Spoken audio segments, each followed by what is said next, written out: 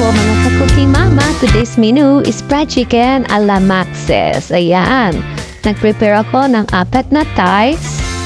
Inugasan ko maigi 3 beses at tinanggal yung lungs. Ayan. So, hindi maganda sa ating health yung lungs ng manok. So, dapat nito tanggalin.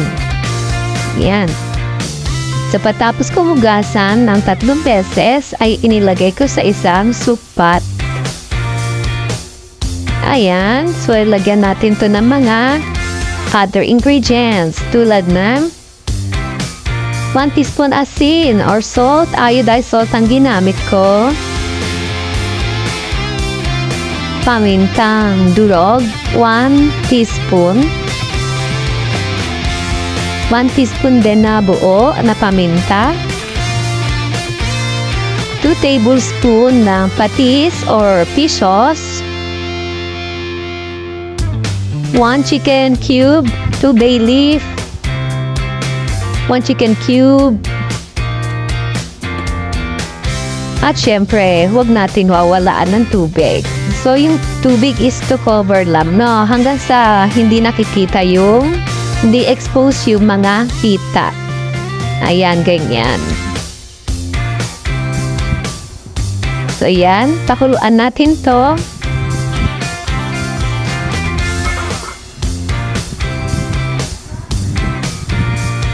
So, yan, pakuluan natin. Tapan, syempre. So, habang kumukulo, naisip ko maggawa ng potato salad. So, naglagay ako ng baby potato, 6 pieces. Habang kumukulo. Siyempre, nugasan ko naman yan. Maigi, no? Yan. So, pakuluan. Mga 5 minutes na. 5 minutes. Then, i-remove natin tong chicken. So, yan. I-remove na yung chicken. Drain natin yung sabaw.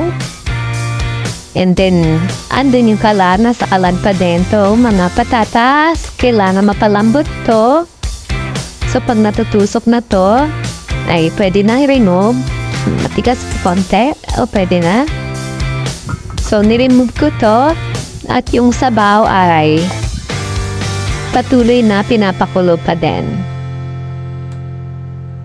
Pinakuluan ko yung sabaw ng 1 minute kasi nilagyan ko ito ng dahon sibuyas or leeks na. So, ayan. Pwede kasi siya. Dinagdagan ko to ng water kasi maalat eh. Nilagyan ko siya ng 2 cups of water. At, ayan. Nilagyan ko ng chopped leeks.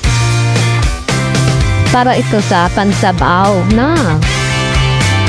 Para may nahihigop na sabaw yung mga kumakain na mga anakis. Ayan.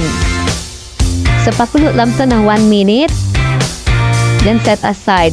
So, dito na tayo, magpiprito. Maglagay tayo ng maraming mantika sa pat, sa wok na peke.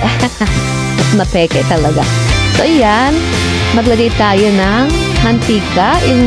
Ayan, yung katamtaman lang ang dami. So, pwede naman kasi itong balik ka rin. Hindi naman kailangan na lubog sa mantika. So, iyan, sa mga nagtitipid na mami, hindi man kailangan lubog sa mantika na. Pwede naman kasi tumbalik ka rin. Iyan na, tinakpan para wag tumalsik. Ewan ko kung ganun nga yung paraan. Pero nang binuksan ko naman to is di naman siya tumatalsik. O, iyan. So, turn na natin. Ba't nasunog? Hindi naman ako nag-Facebook. Ayan, nasunog yung konti. Pero hindi na masyadong sunog na sunog. Madilim lang kasi dito sa kalan. Pito pa natin konti hanggang sa lumutong. Turn lang natin. Ganyan lang naman. Ayan. Parang gusto kong tanggalin yung pagkasunog. Nagpapangit eh. Anyway, hindi naman talaga minsan talaga nangyayari yan. Kasi nga, yung wok ko is peke. Hindi ko ma-recommenda sa inyo na bumili ng wok na to, no? Na-scam ako dito eh. Anyway, marami akong kawali, 4. Tamad lang na pong maglabas ng panibago. So, ayan. I-drain natin ni mantika. So, ayan ang lutong, no? Naririnig niyo yung tunog. Ang lutong. Oh, ganyan siya ka-crispy. So, yung ginawa kong potato salad. At ito na yung finished product. Sana nagustuhan niyo yung aking menu for today. Masarap po ito. Subscribe to my channel for more update. Thank you sa panonood. Ingat palagi. Love you all. Bye-bye.